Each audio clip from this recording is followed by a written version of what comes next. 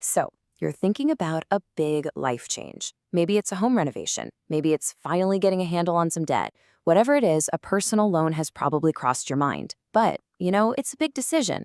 In the next few minutes, we're going to break down what they are, how they work, and, most importantly, how to figure out if one's the right move for you. You've probably got a big project or a milestone on the horizon, right? It could be anything, a home repair, a wedding, or just getting your finances organized. And you're asking yourself, hey, is a personal loan the answer here? And you're smart to be asking that question. For a lot of people, a personal loan is exactly the key that unlocks a huge goal or helps them get through a totally unexpected curveball. It really can be an incredibly effective solution. But here's the thing, a powerful tool isn't always the right tool for every single job. So our goal today is to give you the info you need to make that call for yourself with confidence. Let's start with the biggest question of all. Okay, first things first, let's talk about the why. Why do people even get personal loans in the first place? Well, they're used for all sorts of things, but you see a few big reasons pop up over and over again. The big one, for sure, is debt consolidation. This is where you take a bunch of high-interest debts, think credit cards, and roll them all into one single loan. The goal is to get a lower interest rate. It's kind of like turning 5 leaky, annoying faucets into one steady stream that's way easier to manage.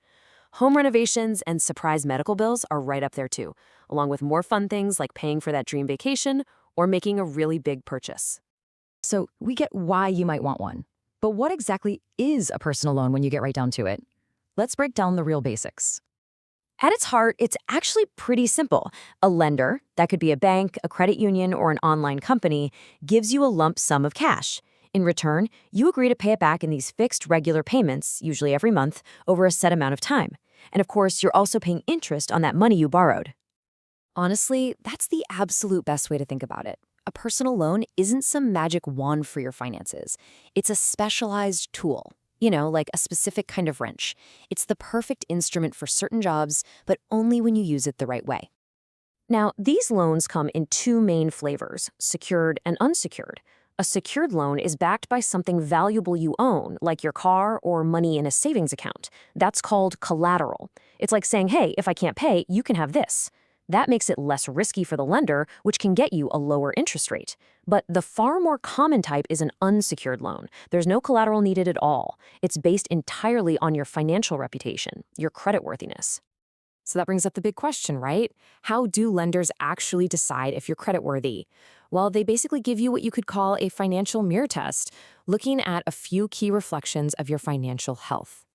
When you apply, lenders are taking a quick snapshot of your financial life. They zoom in on a couple of really key numbers to figure out how likely it is you'll pay them back on time, every time. First up is the one everyone knows, your credit score. Now, you might be able to qualify with a lower score, but a 700 or higher is pretty much the magic number. That's what usually unlocks the best terms and the lowest interest rates, because it signals to lenders that you've got a really solid track record. Next up is something called your debt-to-income ratio, or DTI. All that means is, how much of your monthly income is already going toward paying off other debts? Lenders really like to see that number at 36% or less. It just shows them you've got enough financial breathing room to handle a new loan payment without any trouble.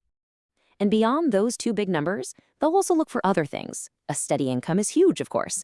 If you're going for a secured loan, you'll need that collateral we talked about. And sometimes, having a co-signer, that's someone with great credit who's willing to back you up, can make all the difference. Okay, so you've taken a look in that financial mirror, you like what you see, and you've decided to go for it. So what happens next? Let's walk through the actual application roadmap. I promise it's probably more straightforward than you think. So the path is pretty clear. You'll start by doing your homework on different lenders, but I really want to call your attention to step 2, pre-qualification. This is your secret weapon. It lets you see what kind of rates and terms you might get from different places without actually hurting your credit score. It's like window shopping for loans. After that, it's just a matter of gathering your documents, officially applying, and waiting for the final word before, hopefully, you get your funds. All right, getting an approval is awesome, but that is not the finish line, not even close. Getting the best loan for you is a whole other game. This is where we shift into smart shopper mode. And please, remember this, not all loans are created equal. It's so important not to just jump at the very first offer you get. To really compare them like a pro, you've got to look past just the monthly payment and focus on a few other key details. To really be a smart shopper, you've got to look at the whole picture. First up, the APR. Think of the APR as the total price tag of the loan for 1 year, because it includes both the interest rate and any fees. And speaking of fees, watch out for sneaky ones, like origination fees. You also have to think about the term length. A longer term means a smaller monthly payment, sure, but you'll end up paying way more in interest over the life of the loan. And finally, compare the lenders themselves. Banks, credit unions, and online lenders can offer wildly different deals. Okay, we've covered the why, the what, and the how. So let's bring it all home and talk about the single most important part of this entire conversation, borrowing responsibly. If you take away just one thing today, please let it be this.